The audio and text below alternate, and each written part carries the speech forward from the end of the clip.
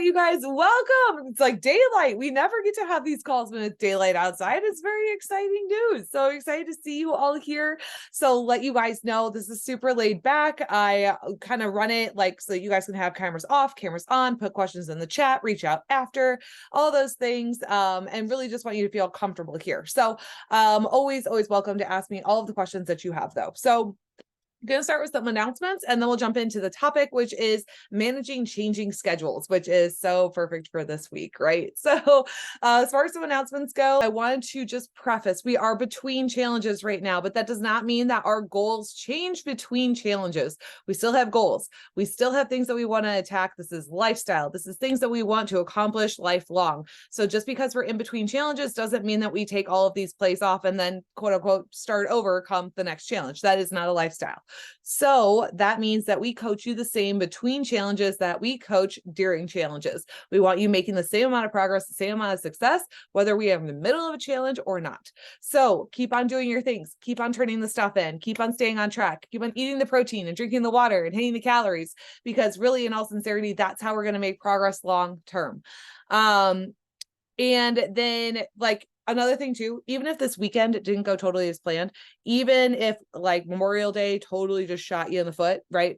Just still keep showing up, still get things back on track, get things dialed in. Trust me, I have been there. I have fallen off the wagon. I've burnt the wagon to the ground and then rebuilt the sucker, right? You can do the same thing and it's going to be okay. It is what you do moving forward that counts. And if you got on the scale this morning and you were like, oh my God, like, please just know that you did not gain X number of pounds of body fat within 3 days. Okay.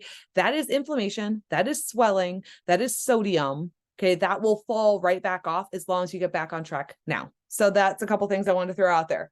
From there, everybody that completed the last challenge will be or are officially qualified to be invited to the St. Louis trip in January of 2024, which is crazy. It's only 7 months from now, which sounds far away, but really it's going to be here super fast. So you should see emails with that official invite information if you choose to register and come, probably within the next week to 2 weeks. So you'll see that, and then that way you can register, join the group, and kind of figure out some of that travel stuff as well if you would like to come down to HQ at First Form and work out and hang out with us down there.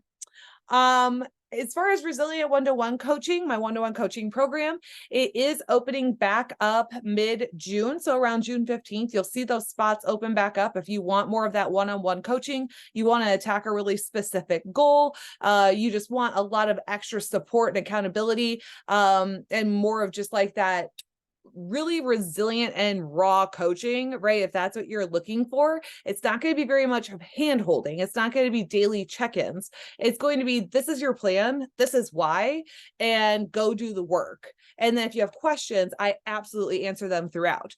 You'll have immediate messaging with me. You have priority texting with me throughout the whole time. It's a 12-week program. And the people that are finishing up have done amazing. Actually, Jody just made an awesome post today about her results with it, and it's absolutely amazing. So go check her post out if you want to see what resilient coaching can do for you and following a plan. There's going to be a massive giveaway opportunity starting on Thursday the 1st. There's going to be a video posted in the Facebook group as well as announcements in the First Form app about how to get started, about how to enter, all of the ways to earn points. It's going to be absolutely amazing. I cannot wait to see somebody earn this, because you guys, the winner, there's going to be the top 10 people that get the most points. Okay, I'm going to put them into the wheel and then we're going to spin the wheel, and the person that wins that is going to earn a trip to First Form with me, with a friend. I will pay for your flights, your hotel, your food, all of the fun hanging out stuff. And then the other 4 people are going to win some gift cards to get that going. So if you want to earn that, if you want an opportunity to earn that, you're going to be able to do that. The tests are simple. The tests make sense. The tests, some of them are one-time tests. Sometimes they are unlimited. Some of them are daily. It just depends on the test. So you will see all of that. It's a simple link where you like create a free account in Sweep Widget, and then you'll be good to go.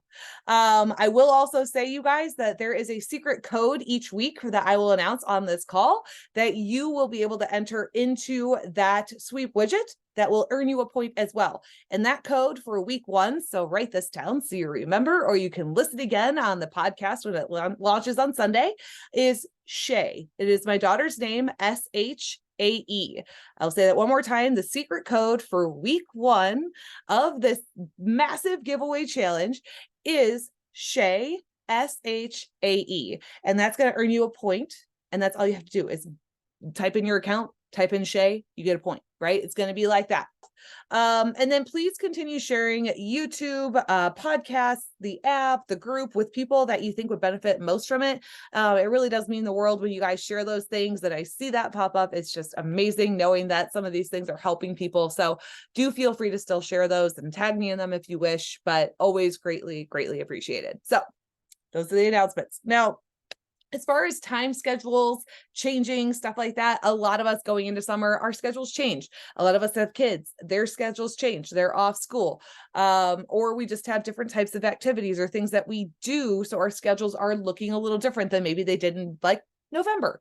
So with all of that, couple of honest points for you to remember is you will make time for things that are your honest priorities. You will make time for things that are your honest priorities. If they are not your honest priorities, they are going to be the first things that slide off your schedule. You may have every good intention. You might write it into your schedule and say, I'm going to do this thing this day. And suddenly something comes up. What's the first to go?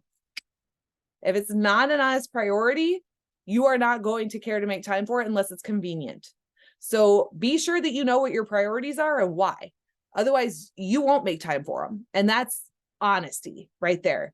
Kids and adults, in my opinion, do thrive in some sort of routine, right? Just letting the kids run absolutely haywire all summer, probably not going to be the best for anybody involved, especially any teacher that's going to take them back on in August. So let's just be honest about that, right? So a little bit of routine is going to be beneficial for everybody. So if you are going to be home with your kids all summer, think through your tasks. What are those things that you have to get done? What is most important to do daily? So this is kind of like a step 1. What is most important? What tasks are most important that you need to do every single day? Whether that is your workout, or if it is putting together food for the day, or if that is doing something with work-related things, or if that is a load of laundry. What are your tasks that you are wanting to stay on top of every single day so that you know what you need to write into that must do, must make work column? Okay. Step 2, when does it make most sense to do it? Not when is it most convenient to do it? When does it make most sense to do it? So is there a way that you can work your priorities in where you don't have to depend on anyone else? Meaning, is there a way that you can, schedule your workout in that you can do it before everyone else in the house gets up? You don't need to depend on your mother-in-law to be there to take the kids so you can go somewhere, or you don't have to depend on your husband to wake up with the kids or something like that. Is there a way that you can schedule these things into your day where you don't need to depend on anyone except for you to get it done? I know it's not the case for everybody, but if it is a potential option, it's something I want you to consider. So it may not be most convenient because, we'd like to all work out at 9 to 10 a.m. or whatever, and that would be hunky-dory. But let's be honest here, you guys, your kids are awake from 9 to 10 a.m., or at least most of them are, and they're going to want snacks. And then they're going to get in an argument, and then they're going to crash their motorcycle, and then all of the shit goes crazy, right? Because I'm telling you from experience, this happened this weekend, literally to the T. Skylar was all sorts of bloody, but he was fine. Don't worry. So, these things happen. So not when is it most convenient, when does it make most sense? It's going to probably make more sense unless they're doing their chores like they're supposed to be, for me to do my workouts earlier before things get crazy. If that's the same for you, let's just be honest about that. Okay. So look at your honest schedule. When does it make most sense to do things? Step 3, when are you most productive and when are your kids most productive? Most people, kids alike, have like a high productivity level that's naturally going to fall into their day. So my high productivity level falls between the hours of 5 and 8 a.m. You're going to find me in my prime. I can knock things out in those 3 hours at high levels of productivity. Those are my prime hours. That's when I'm putting the high level tasks in my day that I need to get done. Same thing goes for your kids. When are your kids the most productive? When are your kids the most focused? What can you put them to work doing during their high focus times? And can you knock out some of your high focus work at the same time that they're highly focused doing some things that you put them to work doing? I know it sounds hard and crazy. And I know that some of you are like, yeah, okay, Nikki, you're a shit show. But honestly, like your kids, like my kids, we're going to definitely thrive with some routine. So I'll tell you what our schedule is going to kind of look like this summer, because I don't have a nanny. It's me, and that's it. Okay. But I'm still going to run this business with you all, and I'm still going to raise 2 kids, and they're still going to have some structure and some routine in their day, so we can all do things well together. So if your kids are going to they have a naturally productive time where they, maybe they do some sort of task. Maybe they're old enough to take care of animals, pets. Maybe they're able to do dishes. Maybe they're able to sit down and just color, or do something kind of on their own where you can focus in and do your own tasks. Set a timer, make it a game. Set a timer for them to color for 30 minutes and color the most amazing picture they've ever colored for you before, while you get to knock out 30-minute workout, or you knock out 30 minutes of your work task. Something like that. So that way you're both optimizing your time at the same time. So consider those things. You know your kids better than other people. My kids are morning people. I know you're shocked by that, but my kids are morning people. So we both do well together by having a bunch of our hard tasks right away in the morning. So that's something to really consider doing. And then from there, if I could get my page to turn, step 4, what tasks are weekly tasks that you want to do? So like, what days of the week make most sense to do these like weekly type things? Maybe you want to take an afternoon to do a fun activity every week. Okay, sounds good. What day makes most sense for you to do that? Where do you want to go? What things do you want to work in? Because if you don't add it into a schedule, or you don't figure it out, you're not going to do it. Right? You have to have this in your plan in order to follow through with it. If you don't, you say you have all these great intentions, then all of a sudden the summer's going to be over and you didn't do shit except for yell at your kids, which is something that's definitely still going to happen, right? It just happens. But if you can look at your schedule and see where it makes most sense to work things in. Like, for instance, maybe I want to take Friday afternoons with my kids to go and do something fun for a few hours every week, because that's the afternoon that I feel like I can truly relax and step away, because I've knocked out so much work earlier in the week and they've accomplished so many tasks earlier in their week as well. So look at what makes most sense for you and your family. And then that's the other thing too, is start by scheduling in the priorities first. Some routine for everyone. And then that can also like leave the door open for more adventures and more of the fun things too. Because how often do you want to go on these like adventures and these fun things and do these exciting things with your kids or your family, and you're too overwhelmed with all the tasks that are waiting for you when you get home because you didn't stay on top of them, that you don't even get to enjoy the activity?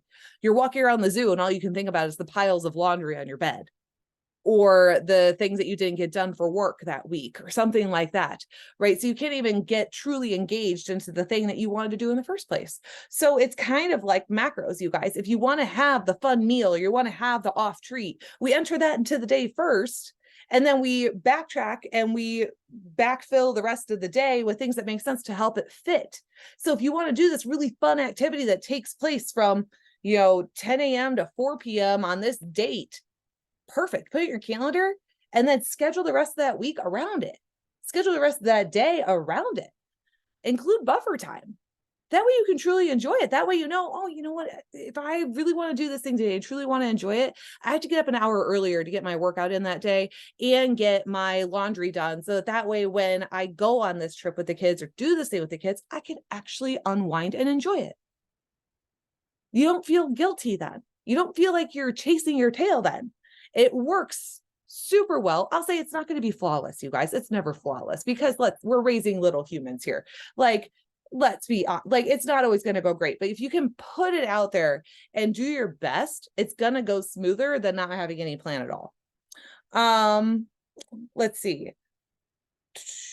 Oh, and that's another thing too. if your plans are getting ready to kind of change, like my kids' last day of school is tomorrow. This is their last full day. They'll be here in about 12 minutes. And so with that, look at your routine right now. Is your routine working? Your food timing, your workout schedule, like, is that working for you? Because if it is, do your best to maintain it. Do your best to work all of the other stuff with the kids in around those things. There's nothing wrong with making that happen if you're able.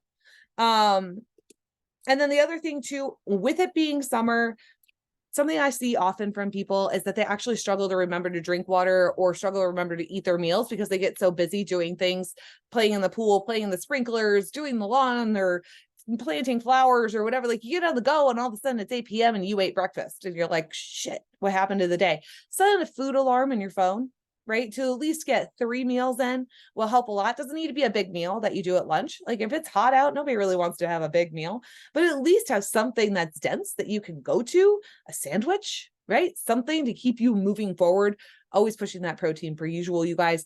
That's going to help sustain your results and keep you on the right track all summer long. Okay. So set some food alarms, set some water alarms so that you stay hydrated and on track. And then as far as me, what my schedule is going to look like this summer, and the kids are well aware of it. Otherwise, I'm going to lose my crap, and they know that's not good. So for me, I work from home. You all know this. This is my office. So I work from home, but kids will be joining me full time as of tomorrow. Well, Thursday. Next week we'll go with, because I actually travel Thursday. But with that, they will have a daily AM checklist of things that they have to do before they get to do all of the wild, go crazy on the farm stuff, right? They're going to have to feed and water dogs. They're going to have to unload and reload the dishwasher. They're going to have to pick up all of the dirty laundry and put it into the laundry baskets. They're going to have to go out and like pull weeds, right? They do that. Sometimes they have to go around the entire 3-acre farm and they pick up dog poop. This is the reality. Okay. They have chores that they don't necessarily like, but as soon as they check off all of those chores, they get to ride the dirt bike. They get to ride the razor.